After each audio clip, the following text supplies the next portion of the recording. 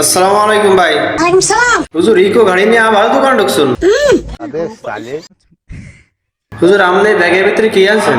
আমনের থেকে বড় মনে হইতেছে দেখে। বাজার করলাম। বাজার করছেন নি? এটা কি বাজারের ব্যাগ? আচ্ছা একটু গরুনছে দেখিতে গরুনছে। ধর্মিয়া আর একটু বড় সাইকেল মেন না।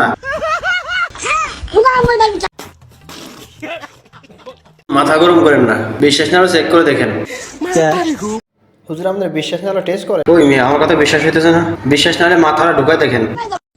ওই মেয়ে মাথার ভিতরে দিয়ে দেখেন।